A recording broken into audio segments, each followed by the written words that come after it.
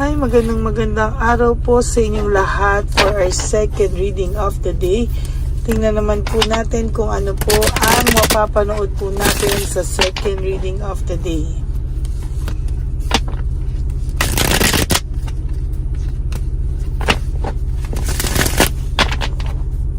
Ayan, balasahin muna po natin maigi itong ating baraha, no?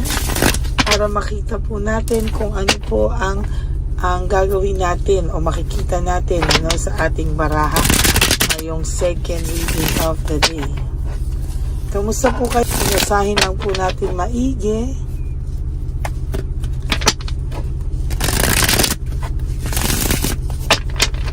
Ayan. So, pili na po tayo ng 20 cards, no? Pili na po tayo 1, 2, 3, 4, 5, 6, 7, 8, 9, and 10.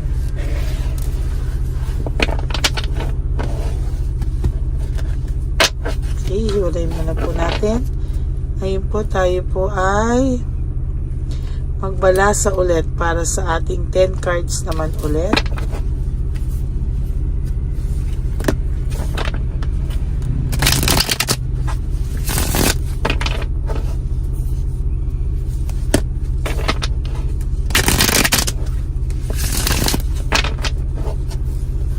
Okay.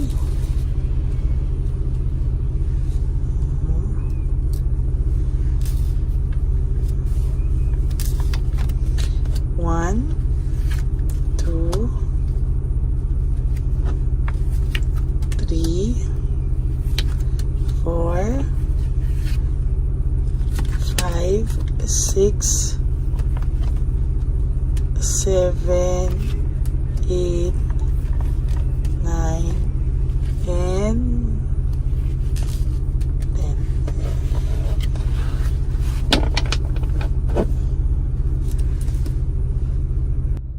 Okay, tingnan na po natin.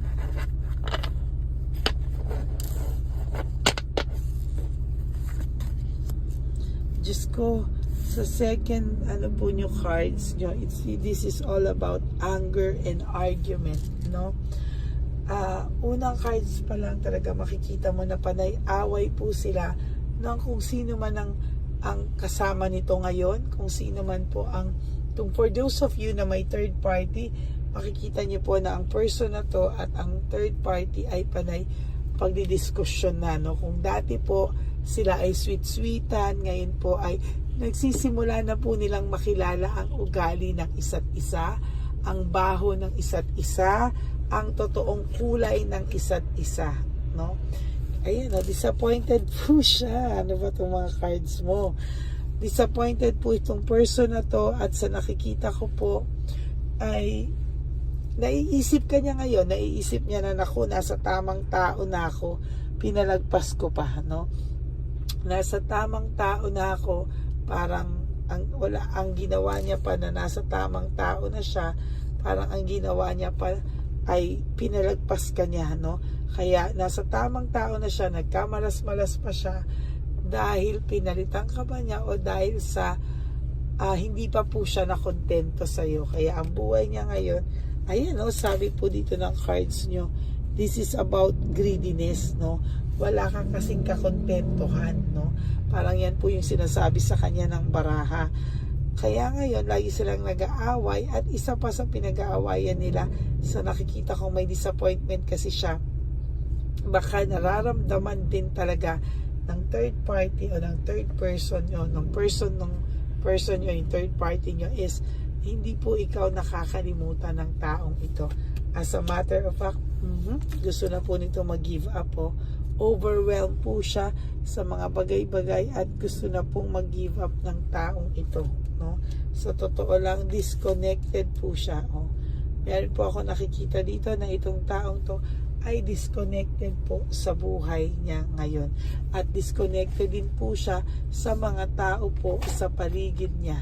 As a matter of fact, ito pong taong to ay nakakaramdam ngayon ng para po siyang hindi niya po trip lumabas, hindi niya po trip kumausap ng kahit sino, at pakiramdam niya po wala siyang kagana-ganang makipag-bonding, makipag-socialize sa ibang tao. Parang ang feeling niya, mas gusto niya pong mag-isip, mag-isa, at tumunganga na lang, no? Parang, kasi po parang plastikan din ang pinapakita niya na kunwari, okay siya, masaya siya, but the truth is, hindi po siya happy. Oh. Hirap na hirap siya. Ayan, ang napalaan niya.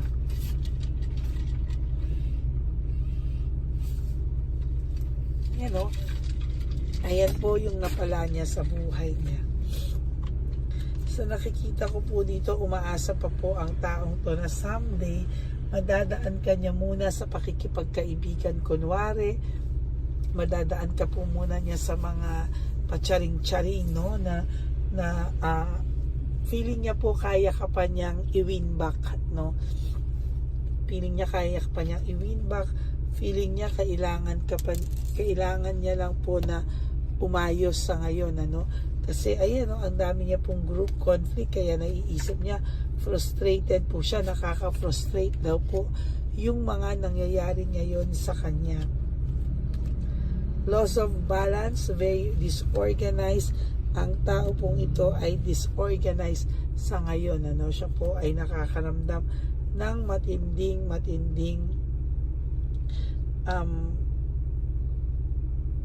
pag-iisip, no? Nagkakaroon po siya ngayon ng clarity, or improvement sa kanyang utak, no? Na dati talagang feeling nito halos i-blame ka, isumpa ka sa lahat po ng mga nangyayari sa buhay niya ngayon. Pero ngayon po kahit pa paano nakakaramdam po siya ng clarity na ikaw pa rin ang pinaka magandang nangyari sa kanya. Ngayon po, lack of direction, conflict, wala po siyang direction sa ngayon. Sa ngayon po, siya ay nakakaramdam ng feeling niya po ay weakness, no, or manipulation. Kahit po sarili niya, minamanipulate niya po. Bakit? Para po maisip niya na okay lang siya, kaya pa yan, no? Pinipilit niya pong ilagay sa isip niya na okay lang siya, at pinipilit niya pong ilagay sa isipan niya na siya po ay maayos at aayos pa sa mga susunod na araw. There is this lack of resources. Ang taong to ay nakakaramdam ng matinding pagiging unstable sa mga oras na to. Siya po ay nakakaramdam na hindi po niya kakayanin pa yung mga susunod sa buhay niya, no? Kung meron pa daw po sa kanyang kamalasan, hindi niya po kakayanin. There is no motivation sa taong ito ngayon. Wala po siyang motivation. Talagang hirap na hirap to ngayon. Talagang uninspired siya, no? Yung mga ginagawa niya po ngayon, technically, sa kanya po ay nakakaramdam po siya ng matinding selos, matinding insecurity. Ang tao pong ito ay nakakaramdam ng pagkabagabag, pagkabalisa, aborido. Lahat po nararamdaman ng taong ito sa ngayon. Kahit po anong sabihin nito, ipakita nito sa social media, siya ay masaya, wala siyang yung pagsisising kahit konti, no? Pero hindi po yan totoo.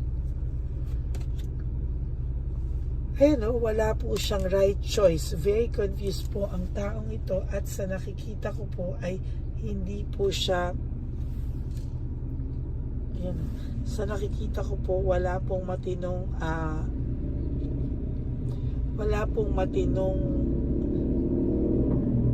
parang feeling niya wala siyang matinong nagawa, wala siyang matinong naging desisyon. Hindi niya daw po pinag-isipan ng bongga yung kanyang mga desisyon, o pinag-isipan ng malalim ang bawat desisyon. Naging bara-bara siya, na-excite po siya masyado kung ano po yung offer nitong isa, kung ano po yung magiging buhay niya dito sa isa. Feeling niya there's spark, para po siyang nakaramdam ulit ng fairy tale, no? Nung pakiramdam niya, yung fairy tale niya po ngayon naging horror, no? Naging horror po talaga, kasi po akala niya po na may spark, may horror, may spark, merong kilig factor, no?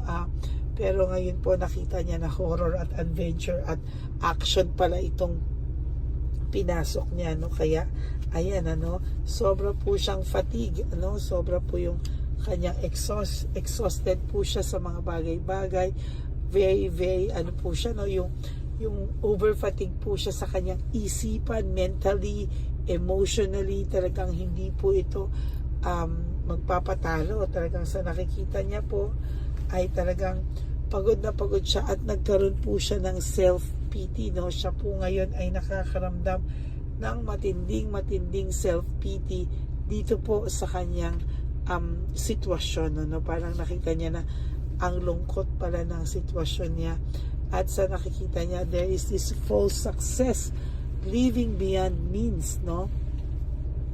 Parang pinapakita niya na okay siya, na wala siyang problema, na okay yung buhay niya, but the truth is hindi pala po, no? Para po siyang tinamaan ng lintik sa buhay niya, at talagang ngayon niya nakikita na sinayang niya po kung ano man ang samahang meron kayo. Ay, nakakalungkot ang mga hula ko from first to second, pero minsan may part dito na natatawa ko, kasi natatawa ako sa mga iniisip ng person nyo sa ngayon, talagang ayan, may resentment po siya and desire to reconcile. Gusto niya po, may resentment siya, meaning kahit pa paano naisip niya na ano ba to yung inisip kong yung inisip ko na fairy tale, no? Adventure action pala at horror, no? Kumbaga, hindi niya ine-expect na yung buhay niya ay magkakasira-sira, at yung buhay niya ay talagang there is this lack of commitment, no? Greediness, laziness. Talagang ang pakiramdam niya po dito somehow ay naging magulo po yung buhay niya, nawala ng direksyon, hindi po siya makalapit sa'yo kasi iniisip niya po kung i-reject mo daw siya. Gusto niya po manigurado na pag lumapit siya sa'yo, hindi siya mapapahiya, no? Pwede mo pong patawarin itong person na to, pero wag niyo pong kakalimutan na minsan sa buhay mo ay nasaktan ka po nito ng sobra. Masaklap at masakit po ito, no? Dahil kahit ngayon anong pagsisisi niya, ay wala po akong nakikita dito na gagawa pa siya ng action agad-agad, because there is this tension sa kanyang pag-iisip, no? Nagkaroon kayo ng broken communication, na wala po ang communication nyo, and so far sa nakikita ko talagang dinibdib niya din naman po ito, at talagang yung separation nyo na sinisi niya sa iyo noon ay ayan, no, naiisip niya na po na kasalanan niya. Very depressed ang taong ito sa ngayon, may depression po siyang nararamdaman, and to tell you honestly, hindi niya po alam kung paano siya makakaramdam ng pagbabago sa buhay niya, na hindi na po siya magiging depressed, hindi na po siya magiging malungkot, pero ayan pa rin po ang realidad na hinaharap niya. May stress po ang taong to. There is this stress and burnout. Hindi niya po alam kung paano daw po niya gagawing maayos ulit ang buhay niya, dahil sobrang stress na siya, at gulong-gulo, aborido, hindi niya alam ano ba daw ang makakapagpasaya sa kanya ngayon. Parang wala po siyang naiisip na sasaya ang buhay niya sa mga susunod na panahon. There is this confusion, no? Talagang boredom, confusion. Talagang ang Ace of Wands in reverse is all about boredom, no? Bored ka na sa buhay mo, kaya feeling mo gusto mo rin ng ibang mundo, out of this, no? Parang gusto mo na magano out ng panibagong mundo, gusto mo nang mawala ng stress. So talagang feeling ko po, no, talagang itong taong to ay talagang makakaramdam hanggang sa susunod pa na panahon ng boredom, no? Talagang may pagka-boredom, at hindi niya na po yan maiiwasan. And for your last card, there is this leaving home, making decision. Talagang pinagsisihan niya po yung pag-alis niya sa'yo. Pero sinasabi ko po sa inyo, medyo matigas ang mukha nito, mataas ang pride at mataas din ang ego. So yan po ang nakikita ko talaga sa mga susunod na buwan sa buhay niya, magiging malungkot po ang taong ito. So that is your second reading of the day today. No, nasa tamang tao na siya, lumipat pa po siya sa iba at nagkamalas-malas ang buhay niya. Yung inaakala niya pong fairy tale na pinagpalit niya sa'yo ay naging horror at action. Nako. So that's it for your second reading of the day. I hope na naka-resonate po kayo. And if you do, can you please give me a like and comment down below and click the bell para lagi po kayong updated sa ating mga latest videos na na-upload natin. And for those of you who would like to have a private reading with me, you can message me po at Lady Lee Elena. That's Ladyly Elena. Nasa dulo po yun ng ating video. Diyan nyo lang po ako makokontak. That is my only official and legit FB account. Ayan. Maraming pong salamat sa inyo at nilabas ko din po dyan ang fake account ng Lady Elena na kung saan po ay makipag-report nyo po yan sa kanyang messenger at sa kanyang Facebook account, no? Ayan, maraming salamat po sa inyong lahat. And sa mga nagtatanong po kung ako daw po ba talaga si Karen Davila, hindi po ako si Karen Davila, no? Hindi po ako yan. Siguro nga po, kaboses ko lang po yan, pero hindi po ako si Karen Davila. Maraming po salamat. And to all my ever loyal, solid, and faithful Lady Elena family, I love you all from the bottom of my heart. Thank you for not skipping ads. Tulong nyo na po yan sa ating channel. Para lalo pa po tayong makatulong sa ating mga lolos and lolas sa daan. No? Yan po ay ating ginagawa every Christmas, birthday ko, or first and second, first is maybe Thanksgiving, and yung huli po ay tingnan natin kung ano pa po ang magiging okasyon para tayo ulit ay makashare sa mga lolos-lolas natin. Okay, maraming salamat po. And God bless you all. Okay? See you. At wag po kayo malulungkot. Ako po ay magbabalik sa third reading of the day. For the meantime po, kayo po ay mag-enjoy, mag-relax sa araw nyo because you have to wake up and do 3 things that will make you happy. Prioritize yourself, be grateful that you are still alive, and love yourself because loving yourself po talaga is the best love of all. Okay? Maraming salamat po sa inyong lahat. And for those of you who would like to give me a super thanks for this video, I would really appreciate that and love that from the bottom of my heart. I love you and God bless you all. Bye!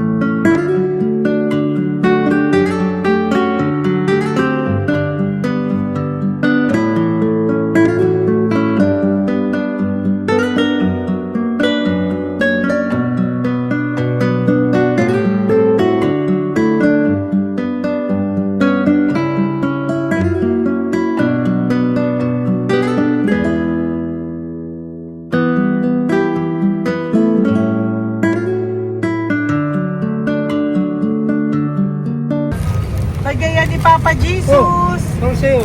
Ito pa nung. Oy, Pera. wala na, that's it. Ito po pera. Ito pa pera, oh. Bigay yan ni Papa Jesus. Kain mo yan, ha? Jesus yan. Bigay. Wala ka ng pera dyan, ha? Okay lang kami, okay lang kami. Para sa iyo yan, para sa iyo. Naman yan ang isip niya. Pagkain mo yan, ha? Saan ka pa? Bye-bye. Yung pagkain mo kunin. Nga po ito. Bakit? Lagay mo lang po dito. Pati po. Taga po, may bibigay lang po kami sa'yo. Bigay po ni Papa Jesus. Yan, para po sa'yo yan. Ingat po.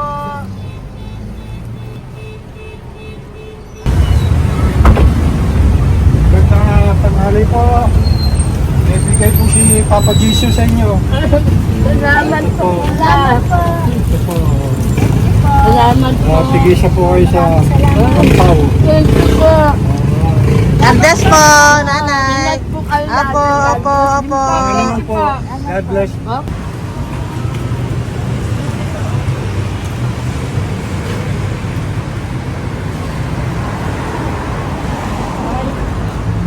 Bigay po ni Papa Jesus sa inyo. Salamat. God bless po. Kuya, pangkain mo po yan, ha? Kain ka ba nandyan? Po, hindi po. Dito po, nanatimbahan po. Ah! Sa Music Ministry. Doon ka nakapwesto. Opo. Sige po, Sige po, labay po. God bless po. Ingat.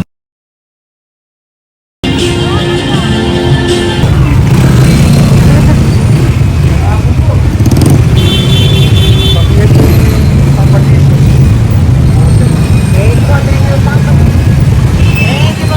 Thank you po, bye po. Meron pa eh. Yo, bigay po ni Papa Jesus. Salamat po. Yun.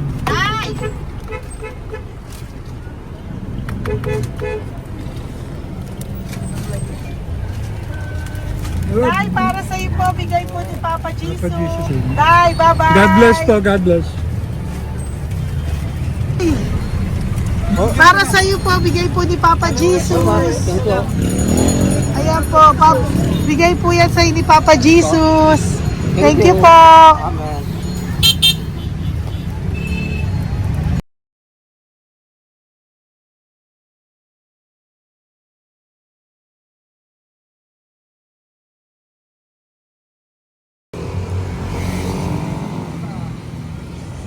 Bigay ni Papa Jesus.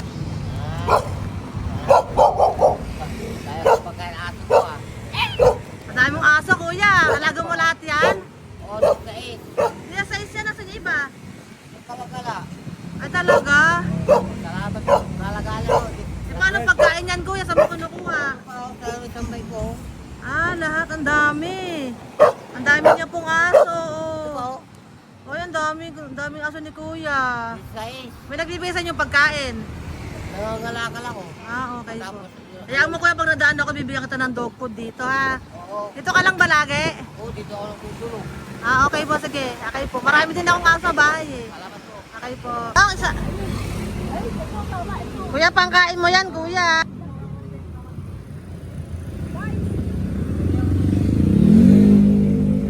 Nangangalakal ka, kuya? Sige po. Thank you po. Maraming salamat, ma'am. May pagkain ka, nanay. Sa hirap ng buhay ngayon. Ba't nandito ka, nay? Tagasan ka ba? Yung arthritis ang sakit ko eh. Tagasan ka ba, nay? Sa plado eh. Sa Pladway. Oo. Okay po.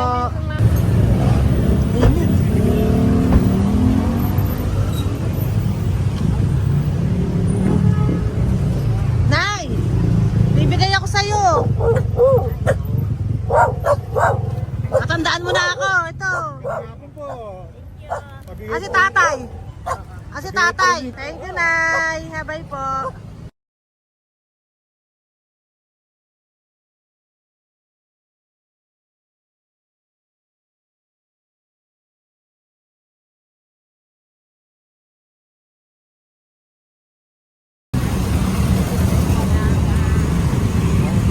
God bless, Nay. Thank you po. Pabigay po. Ay, bigay po ni Papa Jesus. Salamat po. bigay po ni Papa Salamat po, Jesus. Ito ate. po, oh. Salamat po. Bigay po ni Papa Jesus. Ito pa po. Salamat po, tay. Salamat po, tita. Bye-bye po. Maraming po salamat. Kayo, ate. Opo, ingat po kayo. Taga saan po kayo? Taga Tayabas, Quezon po kami. Mga aita po kami sa Quezon, mga katutubo. Sige, ingat po. God bless.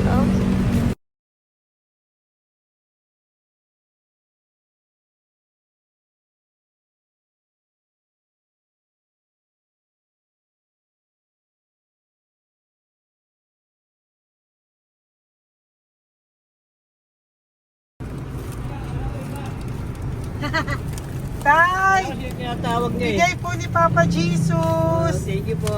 Ayan po. Sobrang Ang sipag mo naman, tay. sipag nyo naman po. Kanina po kasi, taglagas ngayon, taglagas. O, pang merienda nyo po yan, Sige po, ha? salamat po sa inyo. Tapos yung road bags po, Kala ko uwi sino nyo po. binubusinahan niya eh. Sige Thank po, you na bye-bye po. Thank you po, salamat po, bye-bye.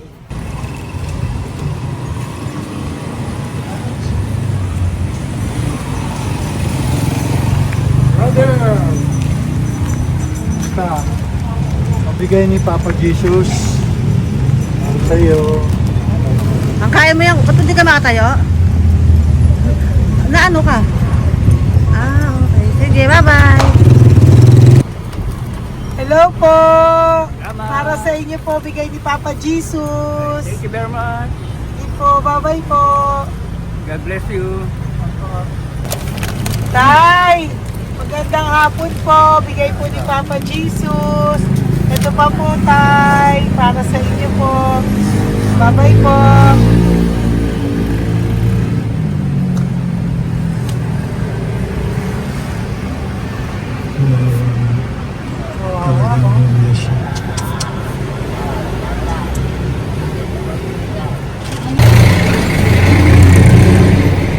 Ate. Teka lang. Baka maano siya. Ito po, oh, bigay po sa'yo ni Papa Jesus. Ito pa po, oh. Pera po. God bless po. Okay. Taga saan ka po? Sige, ingat ka po, ah. Hello po, magandang hapon po. Ano po? Bigay po sa'yo ni Papa Jesus. Thank you, madam. Tsaka ito pa po, para po sa'yo. Salamat. Thank you po, ingat po. Thank you, ma'am. Sige po. Salamat. Akala ko, ma'am, bibili. Ay, hindi po, para sa'yo po yan. Bye-bye Thank you, po. ma'am.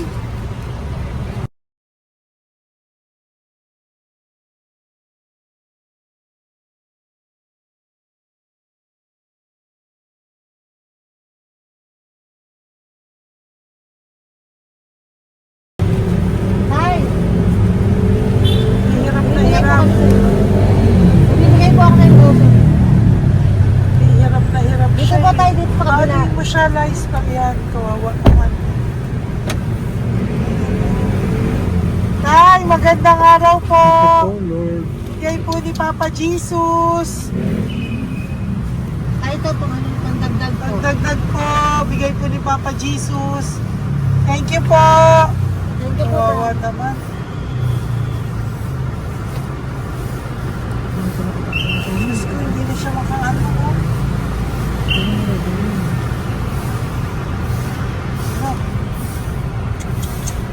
Dapat may tatawin lahat. Ano kami yun, nangyayari po lang. Siyempre, ang bigat niyan.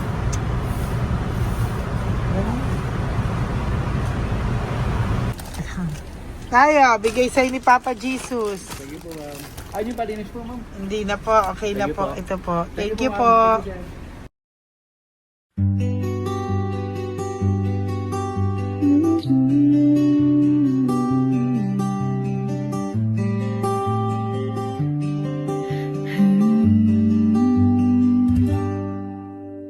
Nasa panahon ako ng kalungkutan, panahon na hindi ko alam ang gagawin.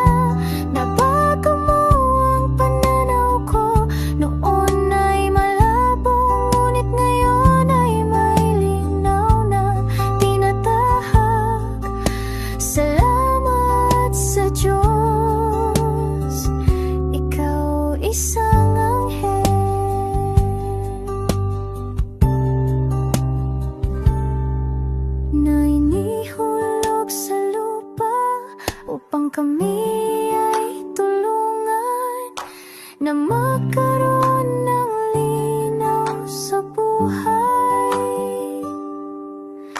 Pinadaan sa'yo ang mensahe na nais iparating ng ating lumikha. Salamat sa buhay mo at sa